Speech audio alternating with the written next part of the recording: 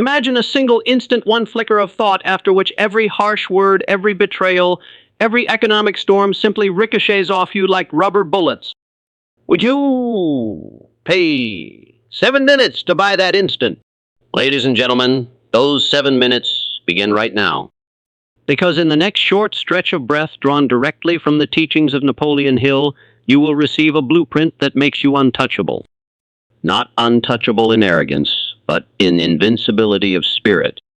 Stay with me to the last sentence, and you will walk out with armor no recession, rejection, or relationship fallout can pierce. Miss a single paragraph, and life's next ambush may find its mark. Your choice, shall we proceed? Your thoughts are not idle wisps floating through your mind. They are electric commands, each one forging the very armor that will either protect you or expose you. Napoleon Hill didn't merely believe this. He proved it through interviews with over 500 of the most powerful minds of his era. He uncovered a truth that explains why some people walk through hell smiling, while others crumble under a single harsh word. Your dominant thoughts become your shield or your sword. What you dwell on, you become. If your mind constantly loops on betrayal, loss, rejection, or fear, you're literally inviting those forces into your nervous system. But when you fix your thoughts intentionally, repeatedly, relentlessly, on inner strength, on emotional self-mastery, on purposeful calm, you begin to form what can only be called a psychic armor. Let me be clear. This isn't positive thinking fluff. This is psychological engineering. What you affirm, you install. What you rehearse, you reinforce.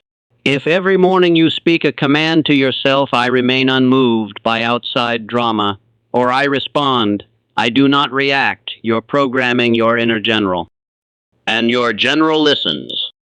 Slowly, your subconscious, your internal operating system starts filtering out emotional sabotage before it even touches your conscious awareness. That means criticism stops registering as a wound. Betrayal no longer feels like the end of your story. Failure becomes something you observe, not something you are. Hill said, "You are the master of your fate, the captain of your soul." And he wasn't being poetic. He was giving you military-grade instruction on self-leadership. The world cannot hurt a mind that has been trained to reinterpret pain. When you build this kind of thought armor, insults turn to noise. Rejection? Redirection? Failure? Feedback. Nothing pierces you because you refuse to internalize what doesn't serve your higher purpose. Here's the beautiful part. This armor isn't heavy. It doesn't make you cold or distant. In fact, it frees you to be more emotionally open, more loving, more generous, because you're no longer walking through life afraid of being wounded. You are untouchable, not because life stops attacking, but because you trained your mind to stop accepting those attacks as truth. You deflect, you pivot, and you rise. So if you want nobody and nothing to ever hurt you again, don't wait for the world to change. Change your mental filter. Command your thoughts. Practice your inner language until it becomes automatic. That's how the armor is built. And once it's built, it doesn't just protect you, it propels you. Every painful moment you've endured holds within it a secret resource, something so valuable most people never discover it, the seed of transformation. Napoleon Hill called it the seed of equivalent benefit. And once you understand this concept, you will never see pain the same way again. Because pain, when looked at correctly, becomes power. Hurt becomes heat. Suffering becomes strategy. Every setback, every betrayal, every failure is raw material, not for despair, but for evolution. And the most successful individuals in history have known this. They didn't become great because they avoided pain. They became great because they mined it. They asked a different question than most people. While others asked, "Why did this happen to me?" They asked, "How can I use this?" This is pain alchemy. The same way a blacksmith takes shapeless metal and forges it into a sword, you can take every emotionally charged experience and forge it into something stronger than what came before. The hurt isn't the enemy. The way you interpret it is, you see, the human mind automatically labels experiences good, bad, unfair, devastating, but those labels are not laws. They're decisions. You can reframe any blow into a blueprint. Hill understood that success lies not in what happens to you, but in how you respond to what happens. That response, when chosen deliberately, can turn even your darkest chapter into the prelude of your greatest breakthrough. You lost someone? Then you understand love on a level most never will. You failed publicly.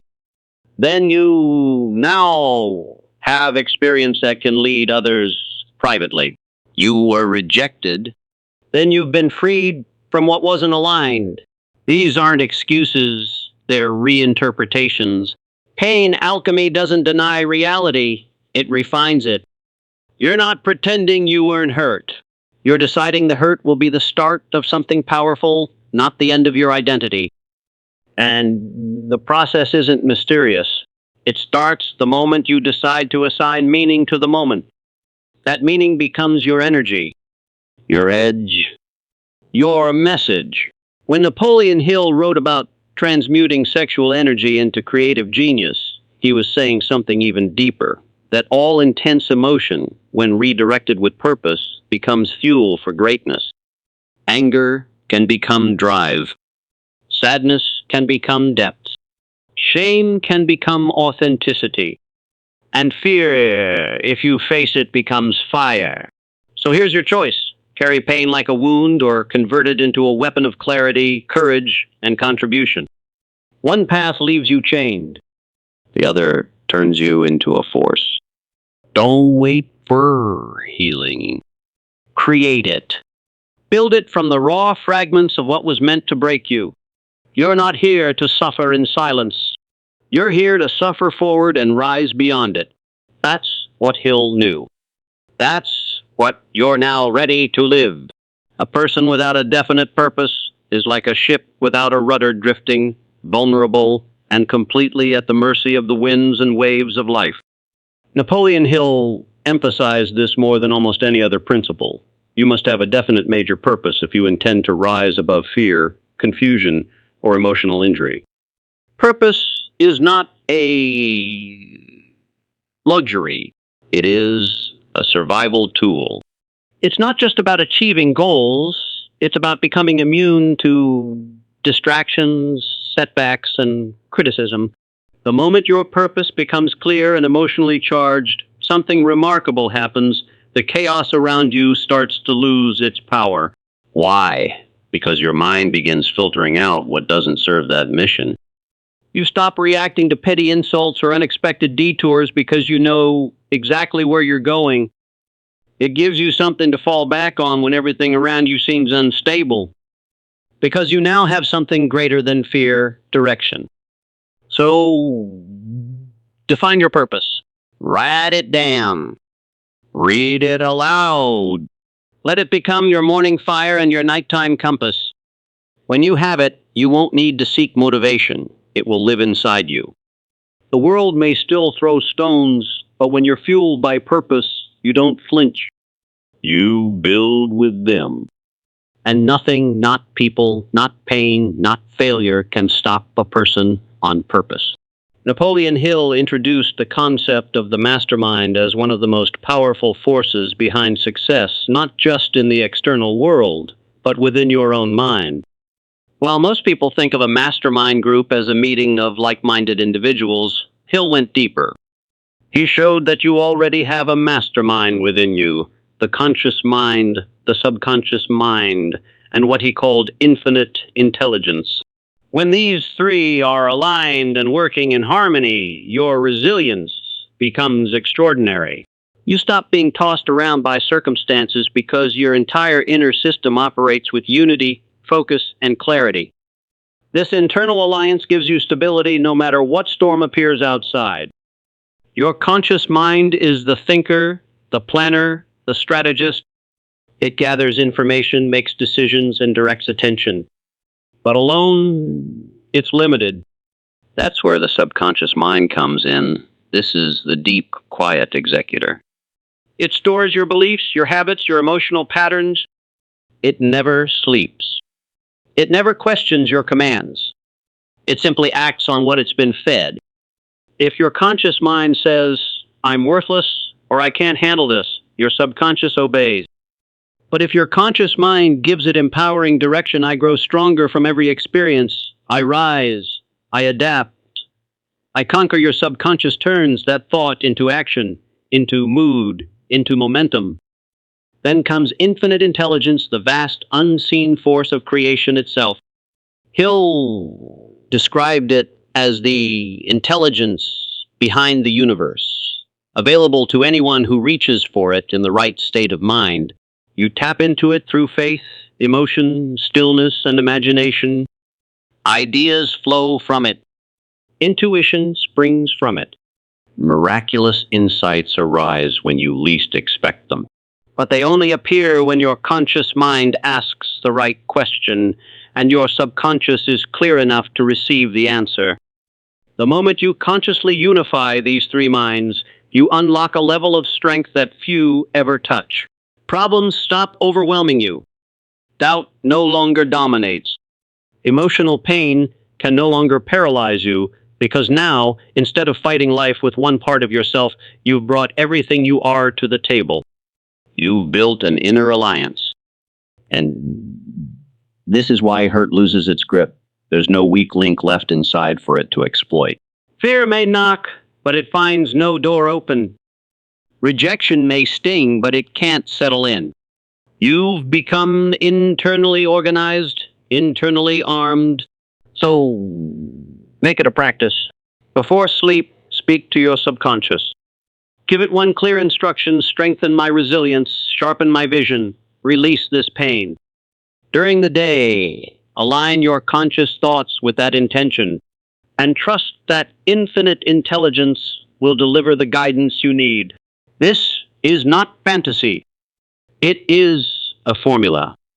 When all three parts of you work as one, you become untouchable, not because you never fall, but because you always rise with more than you had before. Persistence is not just a nice-to-have trait. It is the master key, the final line of defense between your dreams and your defeat. Napoleon Hill didn't simply admire persistence, he elevated it to sacred status. He wrote that without persistence, you will be defeated even if your plan is flawless, your desire is burning, and your purpose is clear. Because life will test you. People will quit on you. Plans will fail. Emotions will dip.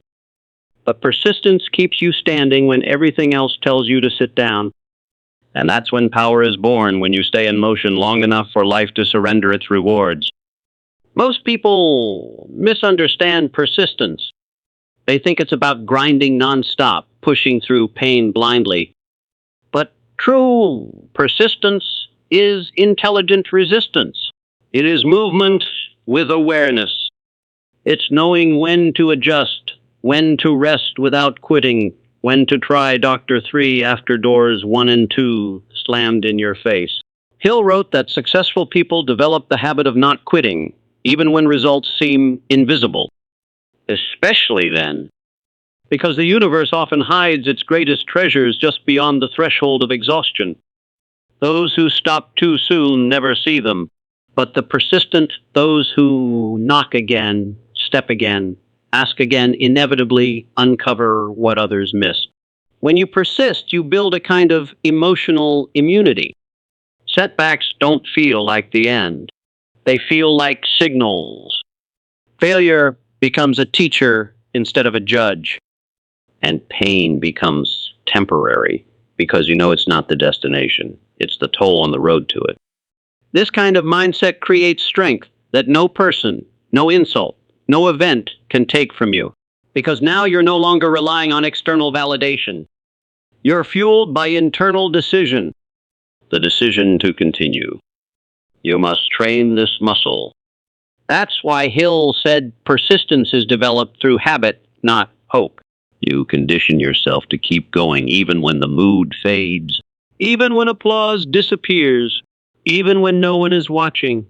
And here's what's beautiful. Each time you persist, even in small things, your self-belief compounds. You become the kind of person who finishes, the kind who doesn't fold when discomfort rises. That identity makes you immune to manipulation, immune to being crushed by failure, immune to being held hostage by temporary emotions. If you want nobody and nothing to ever hurt you again, build the habit of showing up anyway. When they doubt you, show up. When it's quiet, show up. When fear grows loud, show up. There is a version of you waiting on the other side of resistance, stronger, wiser, immune to the emotional landmines that once paralyzed you. You get there not by luck, not by inspiration, but by deliberate daily persistence. Keep moving. Keep believing. Refuse to stop. That's how hurt loses and you win. Every time. Now, hear this and let it burn into your spirit. You are not fragile. You are not at the mercy of your past, your critics, or your circumstances. You are not here to be broken. You are here to be forged. Every principle you just heard, thought, armor, pain, alchemy, definite purpose, inner alliance, and unbreakable persistence is not theory. It is weaponry. It is the mental artillery Napoleon Hill left behind so that you, right now, could walk through life untouched by fear, unshaken by rejection, and unmoved by anything that dares try to break you. Nobody and nothing will ever hurt you again, not because the world will stop testing you, but because you will no longer surrender your power. You will command your thoughts. You will convert your pain. You will pursue your purpose with blinders on. You will unite every part of yourself into a force of will so fierce, nothing external can break what's been built within. This is no longer about motivation. This is your line in the sand. From this moment on, you don't react to life, you redirect it. You don't beg for peace, you build it. You don't avoid hurt, you outgrow it. This isn't about what happens next in your life. It's about who you become from this moment forward.